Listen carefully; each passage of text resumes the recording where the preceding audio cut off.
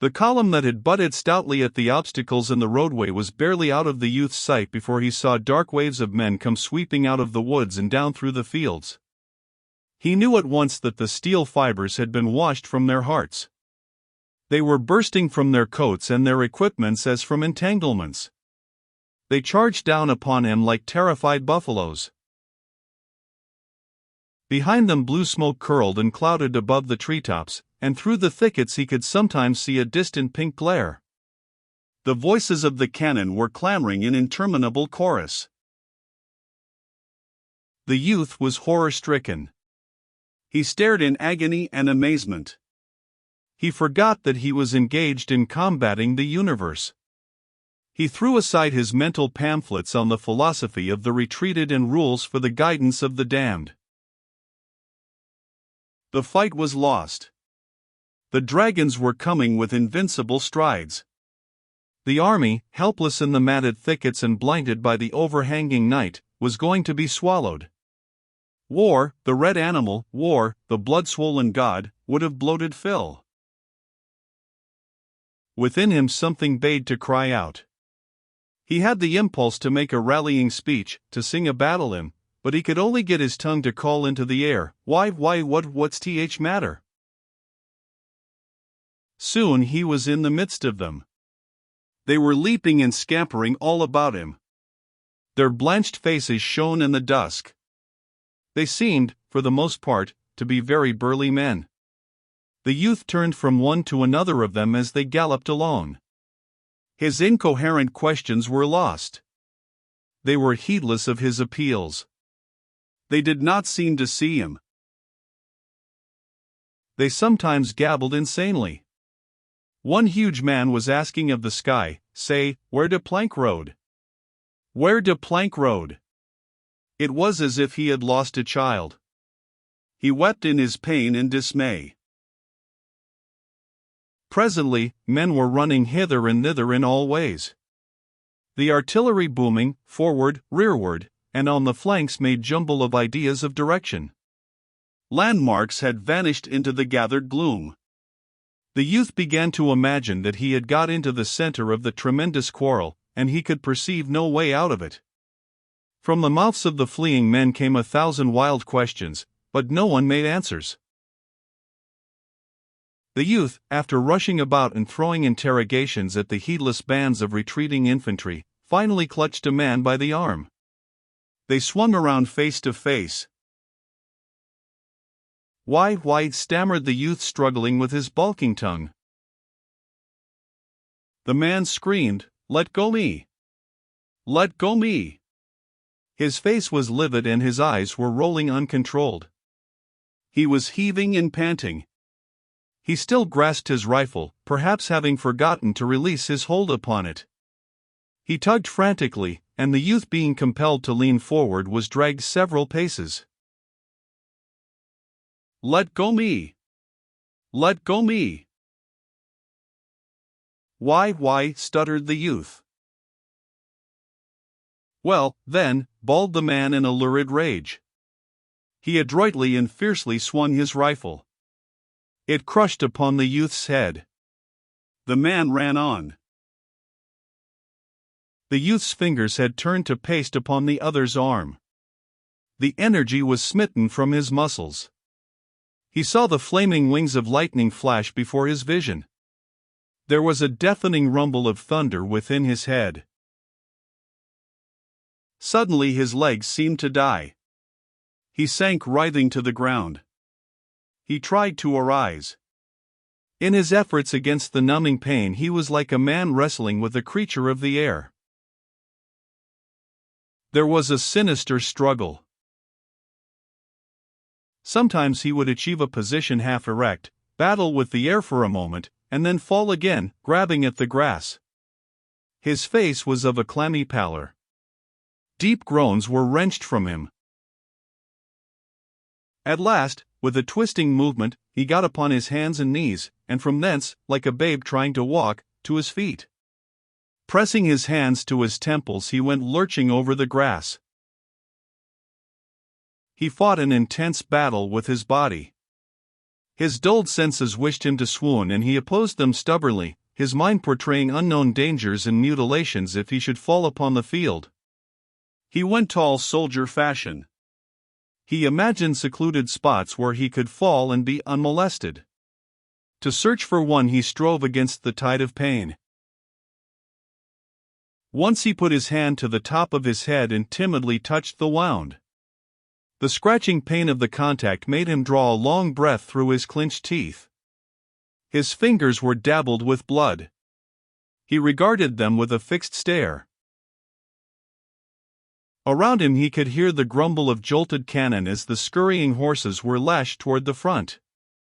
Once, a young officer on a besplashed charger nearly ran him down. He turned and watched the mass of guns, men, and horses sweeping in a wide curve toward a gap in a fence. The officer was making excited motions with a gauntlet hand. The guns followed the teams with an air of unwillingness, of being dragged by the heels. Some officers of the scattered infantry were cursing and railing like fishwives. Their scolding voices could be heard above the din. Into the unspeakable jumble in the roadway rode a squadron of cavalry. The faded yellow of their facings shone bravely. There was a mighty altercation. The artillery were assembling as if for a conference. The blue haze of evening was upon the field. The lines of forest were long purple shadows. One cloud lay along the western sky, partly smothering the red. As the youth left the scene behind him, he heard the guns suddenly roar out. He imagined them shaking in black rage. They belched and howled like brass devils guarding a gate. The soft air was filled with the tremendous remonstrance. With it came the shattering peal of opposing infantry. Turning to look behind him, he could see sheets of orange light illumine the shadowy distance. There were subtle and sudden lightnings in the far air. At times he thought he could see heaving masses of men. He hurried on in the dusk. The day had faded until he could barely distinguish place for his feet. The purple darkness was filled with men who lectured and jabbered. Sometimes he could see them gesticulating against the blue and somber sky. There seemed to be a great ruck of men and munitions spread about in the forest and in the fields. The little narrow roadway now lay lifeless. There were overturned wagons like sun-dried boulders. The bed of the former torrent was choked with the bodies of horses and splintered parts of war machines. It had come to pass that his wound pained him but little. He was afraid to move rapidly, however, for a dread of disturbing it. He held his head very still and took many precautions against stumbling. He was filled with anxiety, and his face was pinched and drawn in anticipation of the pain of any sudden mistake of his feet in the gloom. His thoughts, as he walked, fixed intently upon his hurt. There was a cool, liquid feeling about it, and he imagined blood moving slowly down under his hair. His head seemed swollen to a size that made him think his neck to be inadequate. The new silence of his wound made much worriment. The little blistering voices of pain that had called out from his scalp were, he thought, definite in their expression of danger. By them he believed he could measure his plight. But when they remained ominously silent, he became frightened and imagined terrible fingers that clutched into his brain. Amid it he began to reflect upon various incidents and conditions of the past. He bethought him of certain meals his mother had cooked at home, in which those dishes of which he was particularly fond had occupied prominent positions. He saw the spread table. The pine walls of the kitchen were glowing in the warm light from the stove. 2. He remembered how he and his companions used to go from the schoolhouse to the bank of a shaded pool. He saw his clothes in disorderly array upon the grass of the bank. He felt the swash of the fragrant water upon his body.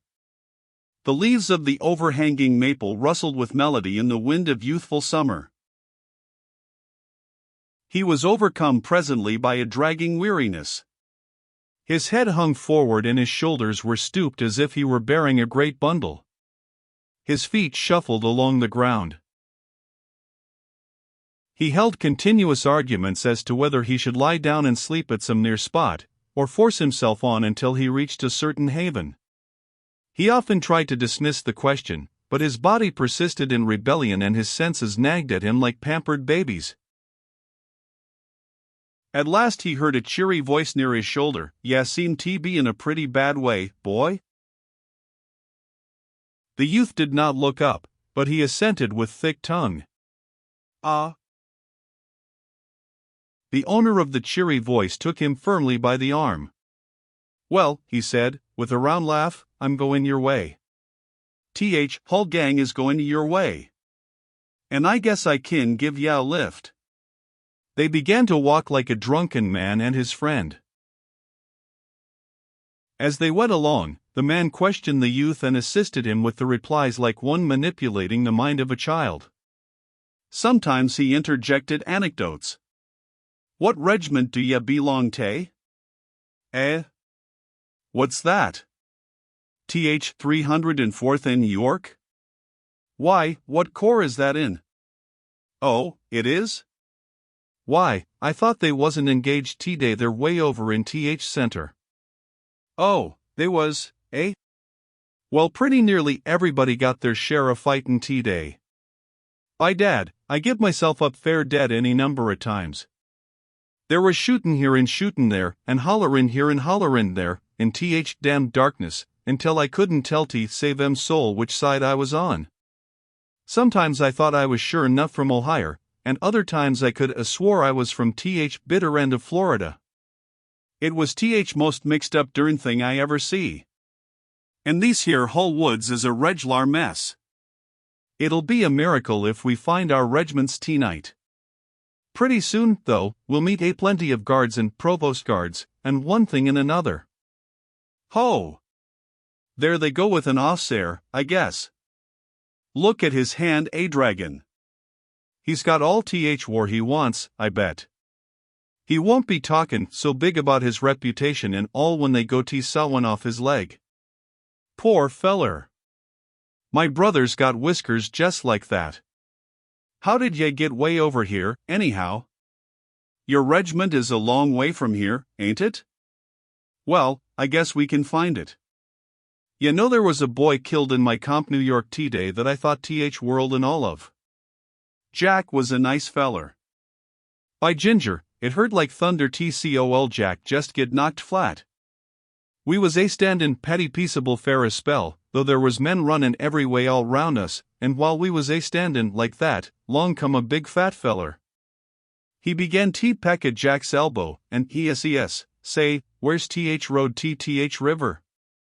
And Jack, he never paid no attention, and TH feller kept on a peckin' at his elbow and say, "Where's TH road to TH river?"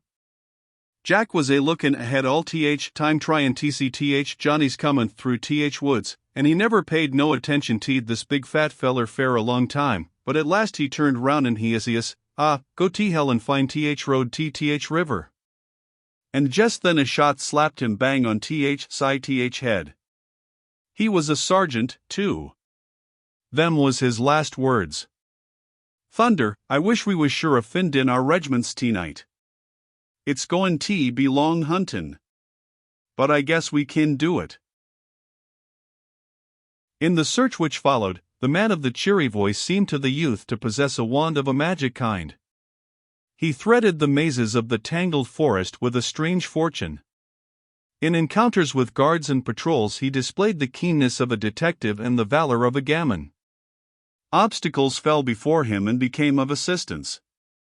The youth, with his chin still on his breast, stood woodenly by while his companion beat ways and means out of sullen things.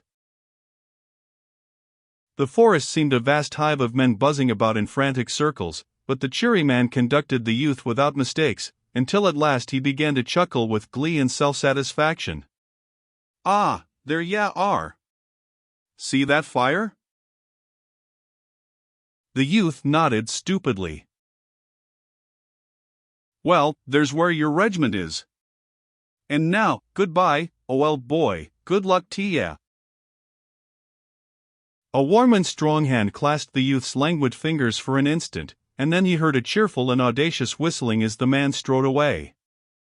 As he who had so befriended him was thus passing out of his life, it suddenly occurred to the youth that he had not once seen his face.